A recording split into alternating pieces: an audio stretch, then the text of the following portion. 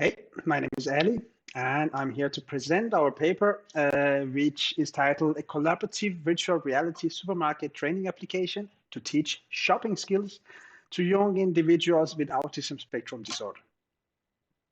And before I start describing the product that we designed and developed for this purpose, I'm going to say a few words about what is Autism Spectrum Disorder. Usually there are three main deficits that are related with autism. And one of these, of course, the main of it is the lack of communication skills. The second part is lack of social skills. Having a hard time like figuring out how to be around other people in general. And this is relevant for instance, a scenario such as the supermarket. And finally, something that is very, very interesting for us that work with virtual reality is the lack of imagination. And by lack of imagination, we do not mean that they have a hard time being creative. That's not it at all. Lack of imagination, we refer to it as a lack of difficulty understanding described scenarios. For instance, especially verbal described scenarios. So if I had a child with autism, and I will tell her tomorrow when you go to school, before crossing the street, you have to be careful.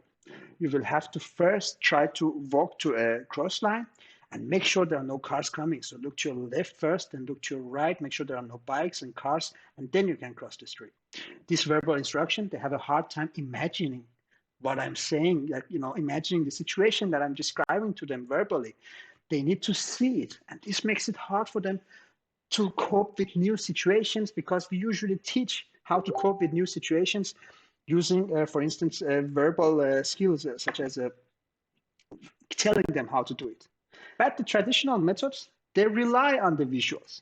These traditional methods include methods such as social stories, as you see here.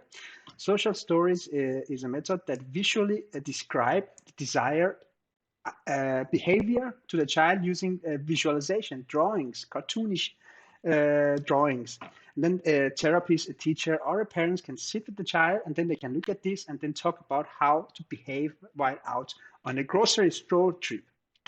Another method that works is called video modeling. And video modeling is a method that this is made by Autism Goes Society, and they create this video to teach individuals with autism how to finish a shopping trip.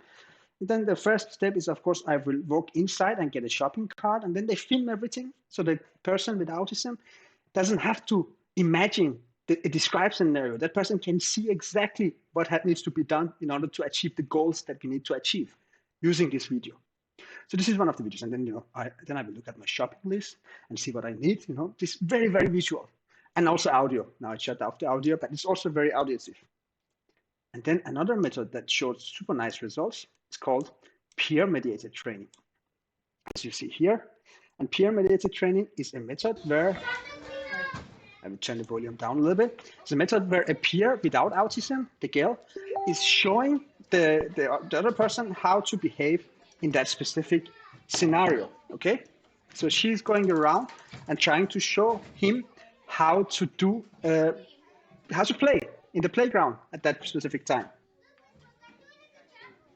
Again, the child with autism is in the relevant scenario, in the relevant context, and he can seize it. So it's not having to imagine a verbal description. He's there, he sees it, he does it. That's what we can do with virtual reality as well, because as I mentioned before, they rely on the eyes, the social stories, the video modeling, the peer-mediated training. In VR, this is one of my test participants from a previous study. He was at the school for young individuals with autism, and I loved his chair, Adolescent Under Construction, while he was training a VR training simulation. But while he was physically placed in the school, I could take him using the VR simulation. I could place him on a virtual street to practice crossing the street.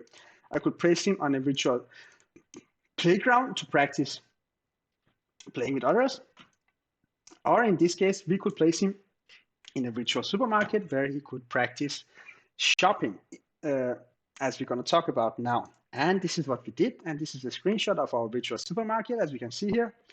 And there's everything, all the shelves, the self-cashier machines, fruits and vegetables all the way over there. I'm going to show you an overview picture of how it's going to take place and how it's designed. So the user starts here, several users, numerous users, could log into this virtual simulation at the same time. They would be able to do voice communication together using the microphones on a VR HMD.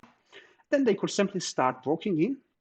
For instance, grabbing a shopping basket here. One of them could grab a shopping basket. One of them could grab a shopping list. Both of them are located here. Some of them could start walking around. This is the meat section, dry product section, dairy product, and fruit and vegetable sections, and a balance to weight your fruit and vegetable. So they could, divide the task, teamwork, social skills, supermarket skills, all in one. That's what we really try to achieve with this. And once they finish, they could walk up to the self-checkout system where there is some Danish money in a virtual wallet they could use to pay for the products. And here is a screenshot of our shopping list and the shopping basket, as you see here, that they could grab. And this is the balance weight. If they want to have 400 grams of vegetable, they could grab this, place it here, and then place virtual vegetables in this bag here and place it here. And if it was even, then they could take the bag, walk to the self-checkout system, scan their items, and then pay with their wallet. Okay, as you see here, I'm here. I have my hands here. I can walk up. So there's some continuous locomotion using the controller and also some snap rotation using the controller, but I can also rotate. I can grab my shopping list. I can grab the shopping basket. If there were more people here, I could have given this shopping basket to somebody else. I'm controlling the avatar, by the way. I can walk. Well, I don't need any ham for my purchase, but I could grab it, but I'm not going to use that. We are going a little bit vegan today. So let's see what I have. I have some honey. As we see this item over here, it's the honey. And what do we have here? I'm going to do this quick, so I'm just going to grab some honey. Place the honey in my basket, and you see it snaps to my basket, does not fall out due to usability reasons. And so does the shopping basket, shopping list. I can place it anywhere, and it will snap in mid-air. And then I can start walking. This is our balance weight. These are the vegetables. This is dairy product. That's the logo of our lab. This is Specialisterne, the school that we tested that logo. That, I can simply walk up to the self-checkout service. These are all the vegetables. This is the balance board and the very buggy bags. I'm not going to demo that right now.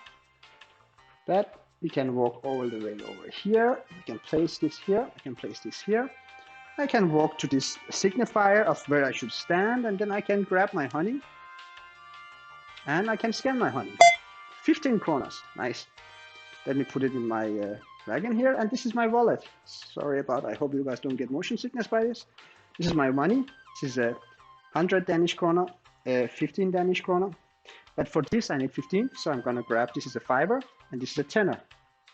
So I'm going to grab one of these. I'm going to put it, this is insert money. 5, and then I'm going to put the 10. 10, now we got 15 out of 15. So I can play. There we go.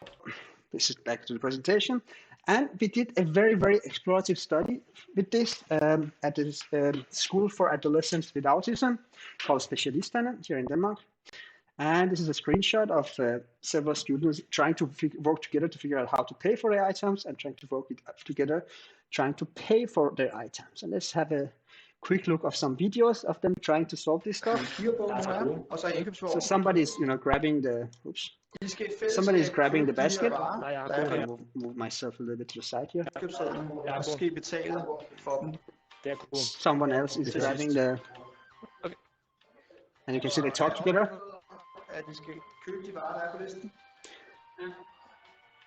There was a teacher together with the children trying to help them how to tell them and guide them through the session. The teacher tried to stay away and let them do their task, and he would only guide them if needed, but he presented the task to them. So here's the teacher trying to tell them that you guys have to work together. This is the teacher. He's trying to tell them you have to work together to finish this task.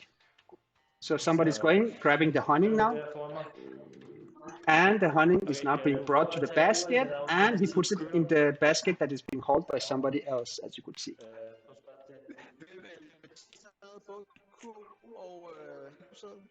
Yes, and here we have a video of them trying to pay for the items and scan them together. We have lots of plans for the future, and I hope you guys are interested in discussing this a little bit during this workshop. Thank you so much for your time.